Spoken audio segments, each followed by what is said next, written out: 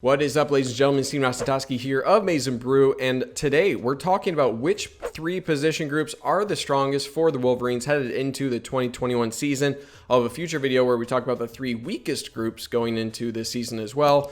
I'm not going to be including kicker or punter as a part of the consideration here, non-specialist positions only. So let's dive in here with a couple honorable mentions. All right, honorable mention number one, offensive line. I'm expecting big things out of Ryan Hayes and Andrew Stuber, the tackles. I think I'm pretty comfortable at those positions.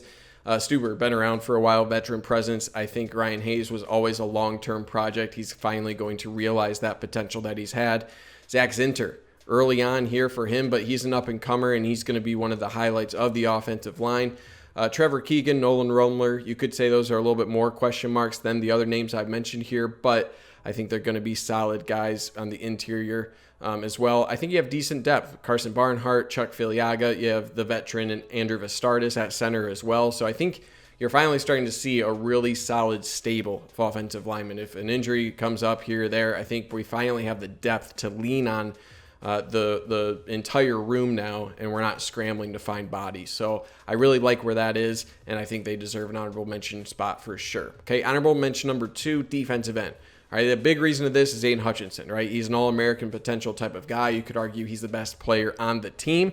I always have been high on Taylor Upshaw. You know, he played a bit last year. I think 3-4 defensive end position fits him extremely well, better than a 4-3 defensive end. So I think he's a really good potential breakout player this year. I'm excited to see Braden McGregor. He had an injury. It's taken a bit for him to get back, but I think he's a really solid person to watch heading into this season to step up in that defensive end role as well. So depth is a little bit thin there for me to really consider it a top three position group, but Aiden Hutchinson alone, and I think guys on the roster can fill in at a 3-4 defensive end position better than they did in Don Brown's 4-3. So let's dive into the top three here. Number three, safety position. Okay, Dax Hill, to me, I think he's the best player on the team overall into his third year here. You combine his athleticism with experience now, and then you add in the other side, Brad Hawkins, right? Best thing for your defense is consistency.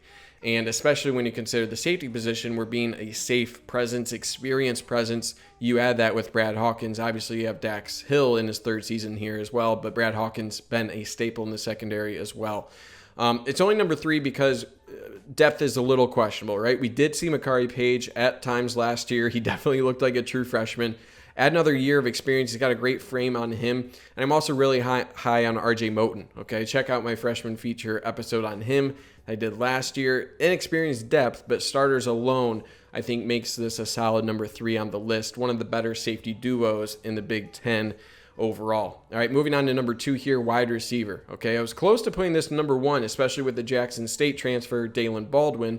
I had a review of his game on Talking Transfers earlier this month. So, or actually June, July. Anyway, you know what you get with a guy like Ronnie Bell, Cornelius Johnson, a guy who's expected to have a breakout year this year. We saw flashes of Roman Wilson, the speedster, AJ Henning. He's going to be a force in the slot as well. So both those guys are going to have an opportunity to really break out this year, but they already showed a ton of potential as true freshmen.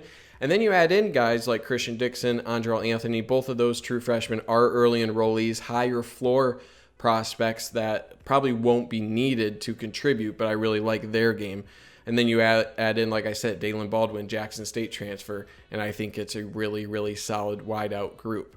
Okay, moving on, number one here, running back. Okay, I put out a tweet earlier. I asked which running back room you would trade for Michigan's in the NCAA right now, and I don't think there's more than a handful, if that. Okay, it's an extremely solid group. You have the veteran, again, in Hassan Haskins, dependable, steady, tough runner, takes care of the ball.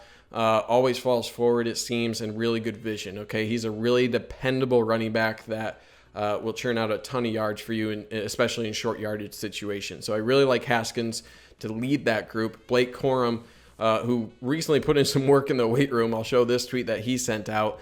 I was extremely high on him in my previous analysis, my episode of Freshman Feature as well. You can find that in the description, but he's a guy I expect to be at the top of breakout players this year. And then you add in the five-star freshman Donovan Edwards, okay? Spot snaps this year, I would expect him to be utilized quite a bit as a receiving running back out of the backfield. talent to feature really quickly, right? College size body already. I think it would be a really bad decision to not get him involved in the offense. He has the skill and he's ready to contribute extremely early on in his career. And that's not even mentioning a guy like Tavier Dunlap, who I think is going to be kind of a Hassan Haskins Jr. in his career at Michigan. So that's a guy who, if he's your fourth on the list, you're doing pretty well for yourself. And I think this running back room, again, to really feature, you need a solid offensive line. You need a solid passing game to take advantage of that group. But this running back group has a ton of talent, and they're just waiting, I think, to really break out this year. So let me know your thoughts. Are there any positions I'm leaving out? Again, I'll be featuring the top 3 weakest position groups, but I really am curious what your ranking would be and how wrong am I, right? Which positions have I just completely forgot, or do you think I'm totally off base here? So anyway, thank you guys for watching this video. Like and subscribe if you haven't already. It really helps grow the channel. Beyond that, I'll see you guys in the next one. Thanks for watching. Stay safe out there. And as always, go Blue.